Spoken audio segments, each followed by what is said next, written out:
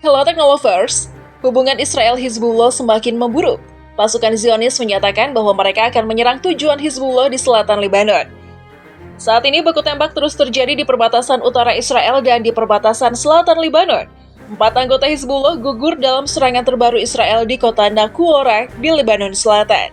Sebagian besar dari mereka adalah anggota Hizbullah, menurut media Lebanon, dan salah satu di antara mereka adalah pejabat senior di bagian selatan negara tersebut. Waduh, belum selesai masalah satu, masalah lain muncul lagi. Lantas, apa penyebab kekacauan ini? Mari kita simak ulasan lengkapnya berikut ini.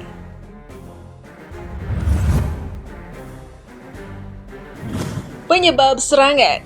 Pasukan Pertahanan Israel atau IDF menyatakan bahwa baku tembak terjadi saat personilnya berpatroli di Hardov di sekitar kawasan perkebunan Sheba yang masih disengketakan Israel Lebanon. 4 individu yang tidak diketahui dilaporkan melepaskan tembakan ke arah pasukan Israel. Selama baku tembak, pasukan IDF turut melontarkan tembakan artileri dan mortir ke daerah tersebut. Bunyi pernyataan IDF seperti dikutip Reuters. Setelah agresi militer Tel Aviv ke Palestina pada 7 Oktober sebagai akibat dari perangnya dengan Hamas, ketegangan antara Lebanon dan Israel meningkat.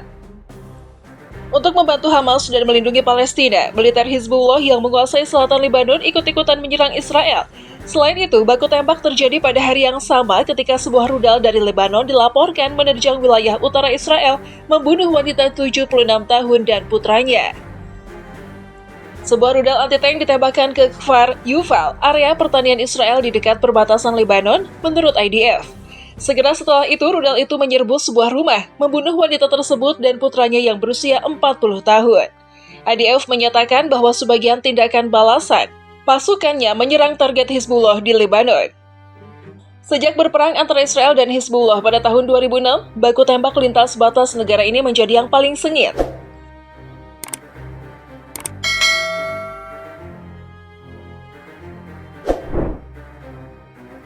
Israel berjanji akan hancurkan Hizbullah di Lebanon.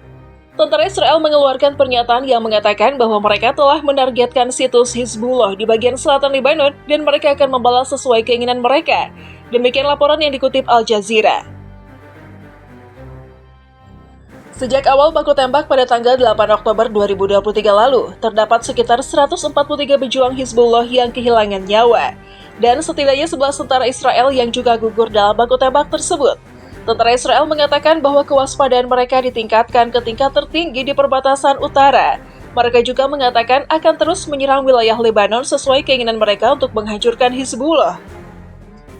Setelah membunuh Wakil Ketua Hamas Saleh Al-Arauri dalam serangan drone ke ibu kota Lebanon, Beirut, tentara Israel atau IDF sebelumnya menyatakan bahwa mereka siap menghadapi situasi apapun. Seorang pejabat keamanan tingkat tinggi di Lebanon memberitahu AFP bahwa Saleh Al-Arauri dan pengawalnya tewas dalam serangan Israel pada Selasa 2 Januari 2024. Selamat datang dan salam dari bos Hizbullah, ledek ancaman Israel. Ketika pertempuran lintas perbatasan terus berlanjut, Sekretaris Jenderal Hizbullah Hassan Nasrullah membantah ancaman Israel bahwa mereka ingin menjadikan Lebanon seperti Gaza. Bos Hizbullah akan menyambut ancaman serangan Zionis Israel daripada takut. Israel sedang tenggelam, namun kita diancam dengan pasukan Israel yang telah dikalahkan, jadi selamat datang dan salam, kata Nasrullah dalam pidatonya pada hari Minggu. Pada peringatan kemartiran Wissam Tawil, salah satu komandan utama Hizbullah yang tewas dalam serangan Israel di selatan Lebanon, pidatonya disampaikan. Pada hari ke-100 perang Israel-Hamas, Hassan Nasrullah juga berpidato. Berikut adalah cuplikan pidatonya yang dimulai dengan berfokus pada kematian Wissam Tawil, sebagaimana dikutip dari Palestine Chronicle, Senin 15 Januari 2024. Front Lebanon hadir untuk memberikan dukungan dan bantuan kepada Gaza. Kita semua harus bekerja sama untuk memberikan elemen ketabahan dalam pertempuran ini, yang sejauh mana masih belum diketahui. Wissam Tawil, Al-Hajj Jawad. Wissam Tawil adalah salah satu komandan lapangan utama di front selatan Palestina yang diduduki sejak awal agresi di Gaza. Al-Hajj Jawad adalah pecinta syahid dan mencapai apa yang dicita-citakannya. Kami bangga telah memerangi ISIS dan menjadi pemimpin dalam konfrontasinya. Di antaranya adalah Al-Hajj Jawad. Gaza yang legendaris. Gaza telah melakukan perlawanan selama 100 hari dan tetap teguh bersama rakyatnya dengan cara yang legendaris, yang tak tertandingi dalam sejarah. Perlawanan Palestina terus berjuang dengan gagah berani dan melakukan operasi kualitatif melawan pendudukan. Perlawanan di Gaza melanjutkan perlawanan kreatifnya. Dan media memainkan peran penting dalam mengungkap kepahlawanan mereka, berbeda dengan penindasan Israel. Israel tenggelam dalam kegagalan dan berada dalam lubang yang dalam, menurut para analisisnya sendiri. Karena tidak meraih kemenangan atau bahkan tampak seperti kemenangan, Israel belum mencapai tujuan apapun yang dinyatakan atau tidak diumumkan, sebuah fakta yang disetujui dengan suara bulat oleh Israel sendiri. Musuh masih berjuang untuk mencapai beberapa pencapaian sebelum melanjutkan ke tahap ketiga perang di mana mereka akan mengerahkan kembali pasukannya. Musuh telah gagal menghancurkan perlawanan atau bahkan pemerintahan Hamas. Saat ini seluruh wilayah yang dievakuasi dari Gaza Utara dikelola oleh pemerintah Hamas. Musuh telah gagal menghentikan roket bahkan dari Gaza Utara dan belum menemukan satupun tahanan yang masih hidup. Kekalahan yang dialami pendudukan menambah kebingungannya. Yang terbaru adalah terungkapnya 4.000 orang penyandang cacat di tentara mereka selama 100 hari, jumlah yang bisa mencapai 30.000 orang. Ketika perang berhenti, musuh akan menghadapi bencana yang diakibatkan oleh perlawanan Gaza dan front perlawanan pendukungnya. Korban jiwa akibat pendudukan terakumulasi di garis depan Gaza, tepi barat, dan Lebanon, selain kerugian ekonomi dan kerugian bagi para pengungsi. Apa yang terjadi di Laut Merah telah memberikan pukulan besar terhadap perekonomian musuh yang telah diungkapkan kepada dunia seperti yang terlihat di pengadilan di Den Haag. Pemandangan entitas pendudukan di dermaga di depan mata dunia berdasarkan bukti-bukti yang memberatkan belum pernah terjadi sebelumnya dan telah membingungkan entitas pendudukan. Entitas pendudukan melakukan kemunafikan moral di hadapan dunia dengan menyangkal tindakannya melakukan perang genosida di Gaza. Israel sekarang yakin bahwa pemerintahan mereka tidak kompeten dan harus diubah bersama pemimpinnya. Ini adalah pengakuan kegagalan. Jika tindakan saat ini berlanjut di garis depan Gaza, tepi barat Lebanon, Yaman, dan Irak, pemerintah musuh akan menerima syarat-syarat perlawanan. Amerika dan banyak negara barat telah bekerja selama 100 hari untuk membungkam, menundukkan, dan menggagalkan pihak lain.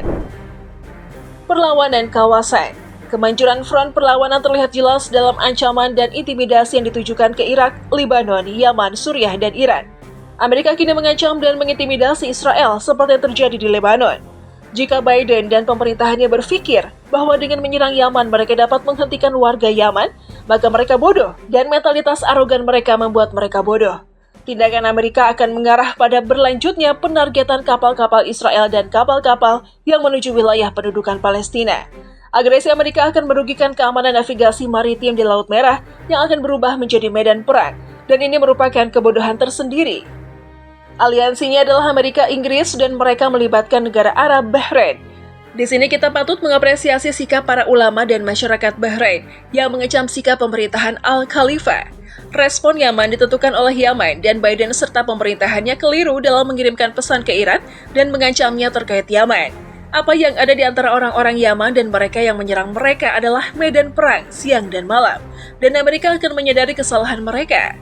Keseimbangan kebenaran ada di Yaman karena ada di Palestina. Al-Quds dan mereka yang putus asa akan kecewa.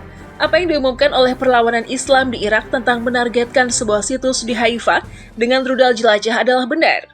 Pendudukan telah menekan serangan yang dihadapi di Haifa oleh perlawanan Islam di Irak. Besarnya penindasan musuh tercermin dalam penolakan mereka untuk menargetkan Pangkalan Meron yang menjadi sasaran perlawanan di Lebanon. Perlawanan Lebanon. Perlawanan Islam di Lebanon meluncurkan 62 rudal, termasuk 40 Katyusha dan 22 kornet jarak jauh. Di Pangkalan Meron, 18 rudal kornet jarak jauh menghantam Pangkalan Meron. Ada korban jiwa di Pangkalan Meron, namun pendudukan berhasil menekan jumlah korban jiwa. Video perlawanan Islam mengenai penargetan kapal Meron mengungkap kebohongan musuh. Begitu pula video yang menargetkan Pangkalan Sevid atau Pangkalan Dado. Penjajah menyembunyikan informasi tentang mereka yang tewas, terluka, kehilangan, dan kekalahan karena hal ini akan menyebabkan demoralisasi moral yang signifikan seperti yang diakui oleh media Israel. Kami terus melanjutkan dan front kami menimbulkan kerugian pada musuh dan menimbulkan tekanan dari para pengungsi yang suaranya meningkat. Amerika mengancam Lebanon bahwa jika front selatan tidak dihentikan, Israel akan melancarkan perang melawan negara tersebut. Intimidasi Anda tidak akan berhasil, tidak hari ini, tidak besok, tidak pada hari apapun. Kami diancam dengan kekalahan Brigade IOF atau Pasukan Pendudukan Israel di Gaza.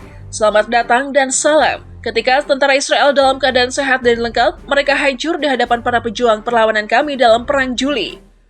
Yang seharusnya takut dan takut akan perang adalah Israel, rakyatnya dan pemukimnya, bukan Lebanon.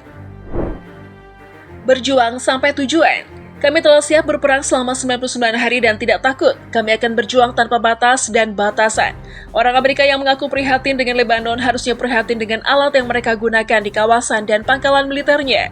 Front Lebanon hadir untuk mendukung dan membantu Gaza dan menghentikan agresi terhadapnya. Ketika agresi berhenti, maka setiap insiden akan ditangani dalam konteksnya masing-masing.